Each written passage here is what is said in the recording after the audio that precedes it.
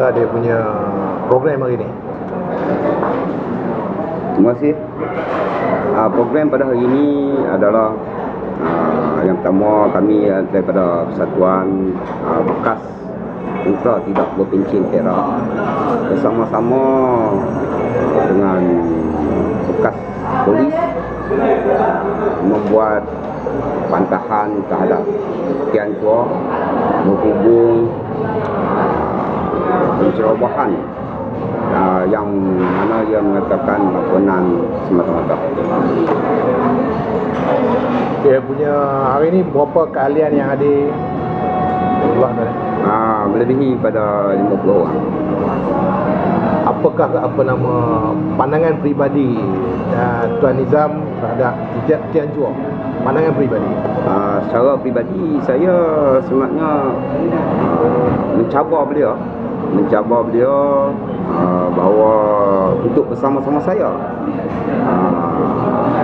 ke medan peperangan, iaitu di Sabah, terutama di kawasan Lahadatu dan Sempurna, untuk bertugas ataupun melihat secara dekat, mengikut bersama-sama dengan pasukan keselamatan yang sedang menjalankan tugas.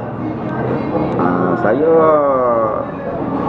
memohon di sini kebenaran daripada kerajaan Malaysia kepada Yang Amat Berhormat Perdana Menteri untuk memberi kebenaran kepada saya bersama-sama Tan Chua untuk misi daulat yang sedang dijalankan. Sekiranya beliau tidak menyambut cabaran saya, berarti beliau adalah seorang yang amat pengecut. Saya cabar, dan insya-Allah saya akan bersertakan pada besok satu surat daripada saya akan dihantar kepada kerajaan Malaysia, kepada Perdana Menteri itu, bahawa saya bersedia pada bila-bila masa untuk ke medan perangan di barisan hadapan bersama pasukan keselamatan. Dan saya di sini berikrar lah, sekiranya saya mau di medan peperangan sekalipun, di sini ingin saya tegaskan, tidak ada sebarang tuntutan daripada kerajaan Malaysia, daripada keluarga saya, iaitu anak-anak saya ataupun kedua orang ibu bapa saya, keluarga saudara mara saya ataupun rakan-rakan saya. Hanya tuntutan manyak saya saja. Itu adalah kata-kata saya, dan saya pegang janji ini, dan akan disusuli dengan surat rasmi pada soal. Sekarang kita masuk pada agenda lain pula. Sekarang ni orang PAS, terutama ustaz-ustaz PAS, siang malam dalam ceramah-ceramah di surau, masjid, ceramah maghrib, kuliah subuh, semuanya fokus kepada Lahadatu, dan mereka juga nama saja Islam tapi dengan mudah menuduh ini adalah sandiwara UMNO, sandiwara Najib dan lakonan-lakonan oleh ATM dan PDRM. Jadi apa komen tuan? Dan sebenarnya saya bukanlah orang politik. Saya hanya menerogi persatuan. Walau bagaimanapun saya sedih sebagai bekas tentera yang juga pernah berkhidmat di negeri Sabah. Sekitar Sabah tu berarti saya dah habis. Berarti saya tak sepatutnya mana-mana orang, individu ataupun parti-parti politik bercakap, mengeluarkan pandangan-pandangan yang dianggap negatif. Sebagai seorang Islam, sepatutnya kita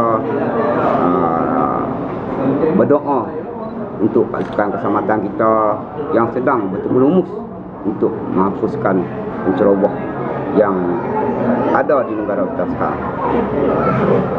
Dah gila. Pesanan pada sekarang ni, kita dapati ramai pesara-pesara tentera, sama ada berpencen atau tidak berpencen, masih tak sedar tentang permainan pembangkang, terutama sekali DAP. Mereka masih lagi taksub dengan PAS dan seolah-olah menyokong perjuangan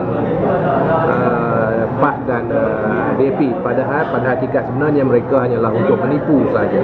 Jadi apa pendapat? Saya berpendapat bahawa kita terutama sekali bukan bekas tentera lah yang berpencen ataupun tidak berpencen.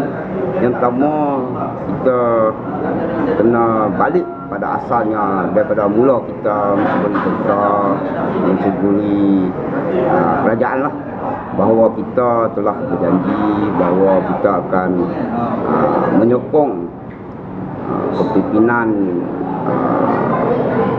yang ada daripada awal, seperti mana kita patuh pada arahan-arahan ketua kita. Maka saya berpendapat kita wajib bersatu padu, yang berpencen ataupun tidak berpencen, menyokong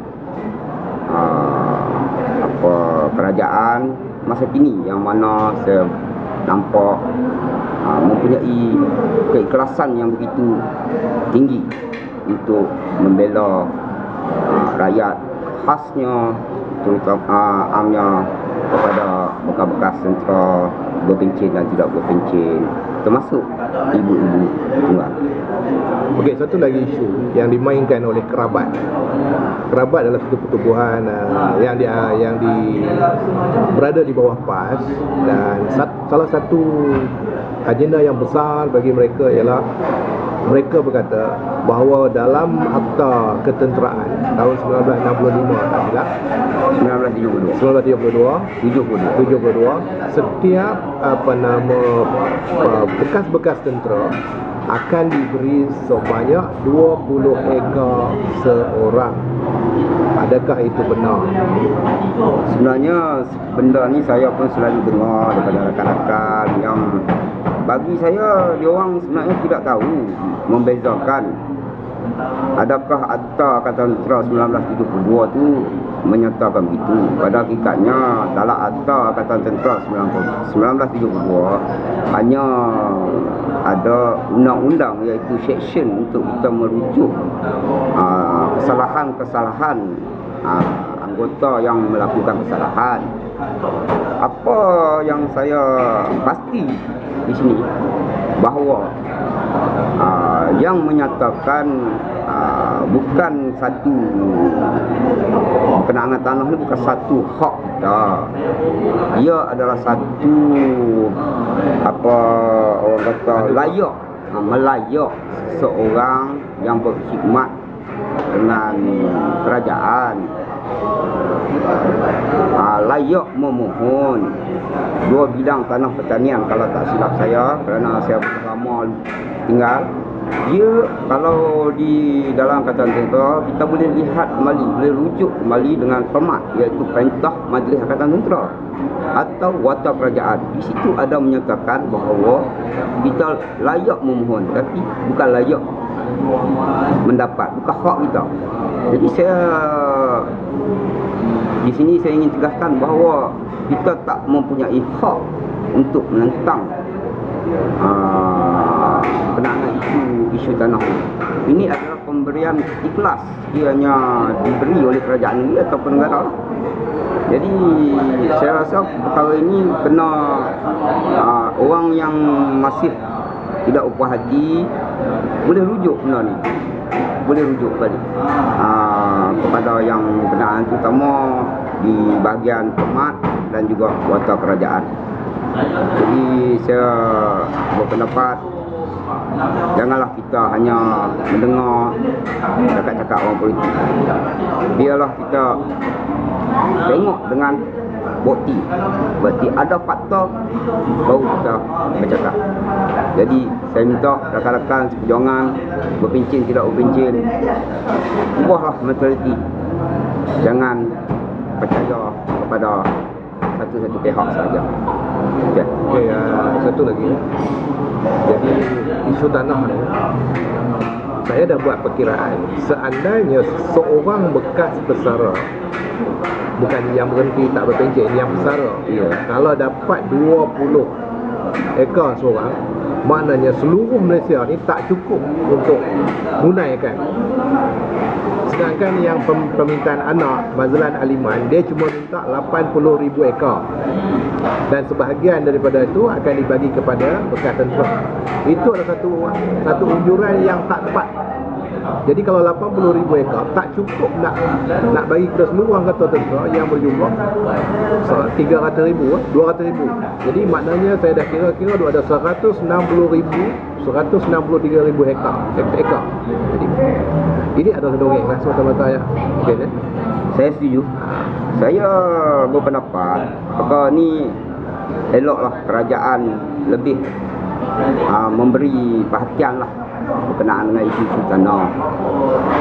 Di mana kalau kita lihat tadi, bekas tentera yang berpencen, iaitu pesara tentera yang berpencen lebih kurang 300,000 lebih, dan yang tidak berpencen 240 lebih. Bila dipelas dua adalah 500,000 lebih. Kalau di Perak saja, kalau diberi 2 bidang tanah ataupun 2 ekar satu orang pun, 20 ekar. Mereka kata kalau 20 ekar tu bagi saya bukan satu benda yang logik lah. Tidak logik lah. Jangan baca 20 ekar, 2 ekar pun cukup. Berarti satu Perak ni hanya tinggal separuh saja untuk kerajaan di Perak. Jadi benda ni bagi saya tak logik di akal, dan saya takkan percaya sampai bila-bila. Okay, terima kasih.